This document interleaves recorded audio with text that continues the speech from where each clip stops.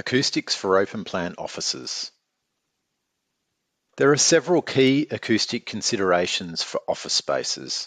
Firstly, we need to control excessive reverberance and background noise levels from exposed concrete ceilings. A lot of open plan offices these days have gone away from the traditional acoustic ceiling tile ceiling that was very functional in terms of controlling reverberance. There's now a need to have exposed thermal mass, which then exposes a lot of surface area of concrete, which can give rise to excessive reverberance. Exposed concrete can also give rise to discrete late reflections of sound, which can cause distraction to occupants. Open plan offices are not conducive to acoustic privacy, and it's very hard to have a confidential conversation with your co-workers around you. Another consideration is external noise break-in for naturally ventilated spaces. With the increase in natural ventilation, or conversely, the reduction in the use of air conditioning in sustainable building design, it gives rise to the possibility of noise break-in of traffic, aircraft, and other external noise sources to open plan office areas. Daylighting is also an important consideration for open plan offices. With the increased use of natural daylighting into offices via glazed elements, brings the problem of reduced acoustic performance, as glass does not usually perform as well acoustically as hard, opaque plasterboard partitions.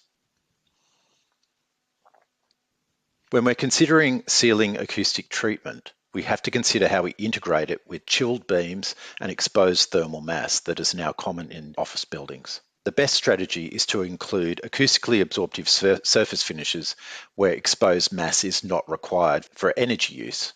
Acoustically absorptive floor and ceiling finishes should also be used to control reverberation, particularly carpeted floors, and also to reduce distractions and annoyance to the occupants. As well as controlling reverberance, acoustic finishes close to occupants also facilitate speech intelligibility within office buildings. Another acoustic issue you need to be aware of in open plan offices is the whispering wall effect. This is the grazing incidence or sound skimming across large open surface finishes, causing distraction to other occupants in the office space. It is called the whispering wall effect because if someone's speaking at one end of an office space and you have a hard reflective ceiling or a hard wall, that person's voice can be heard at distances far away from where they are speaking, and it can distract occupants in the office. I will be providing a case study to demonstrate the whispering wall effect in the upcoming slides. The way to overcome the whispering wall effect is to superimpose some articulation on the large reflective surface finish. This is effectively scattering or diffusing the sound and alleviating the specular reflections that cause the whispering wall effect. So options for ceiling finishes in open plan offices.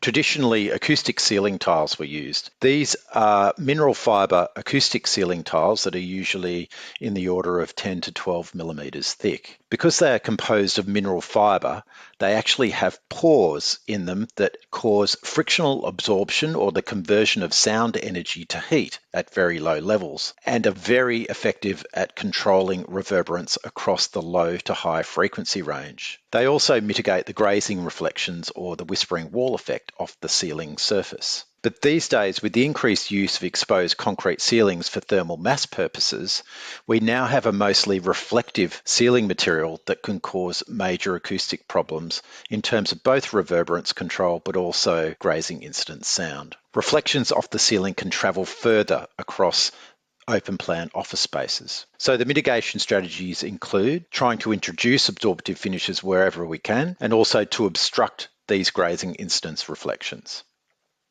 So now I'm going to do a case study where we're just going to look at an alternative to the standard acoustic ceiling tile ceiling by looking at a project where an exposed concrete ceiling with different ceiling profiles was used to try and alleviate that whispering wall effect. So this was a project I worked on in the US where it was a call center for a major media organization. What I wanted to show you now was a case study of exploring an alternative ceiling solution for a project that I worked on in the US. Rather than going for the standard acoustic ceiling tile configuration that was the traditional approach, the architect wanted to explore the possibility of the exposed concrete ceiling option with different ceiling profiles. What we wanted to demonstrate to them were the potential issues that could arise with a flat exposed concrete ceiling if they removed the acoustic ceiling tiles. This first image here at the top shows the situation with one person talking on the phone in an open plan office area, and the sound from their voice projecting to a hard reflective ceiling and then reflecting across the open plan office space. As you can see here, for a low hard reflective ceiling, we were getting sound reflections to the distant workstations, almost 5 workstations along. So the reflections off the ceiling are shown in green, and they're extending far into the open plan office space. The next scenario we showed them was if we increased the height of the ceiling. Increasing the height of the ceiling actually makes the problem even worse. Sound hits that reflective ceiling, and because it is further away, the reflections actually project further into the open plan office space. As the ceiling was hard and reflective, there's no absorption of the sound. Therefore, excessively high levels of reflective sound are heard at distant locations in the office. So the first strategy explored was to suspend light fittings from the exposed concrete ceiling in the hope that it would diffuse or scatter some of the sound. As you can see here, the size of the elements or the lighting elements were quite small compared to the actual surface area of the ceiling. So you can see from the green reflective lines there that there is some degree of scattering and some reduction of sound propagation across the office. But still, there is a lot of sound getting across this office space. The next strategy was to employ a profiling shape on the ceiling, so a wave-shaped profile which consisted of both convex and concave surface finishes. As you might expect, in the concave surface areas, so these recesses here, we were getting a concentration of sound reflections back down towards the people in the neighbouring workstations. In the convex areas, we were getting good scattering of sound across the office space. But the problem here is it would result in hot and cold spots of reflective sound across the office space. The next strategy employed was to suspend some elements from this ceiling. These were acoustic fins at regular distances separated across the open plan office space.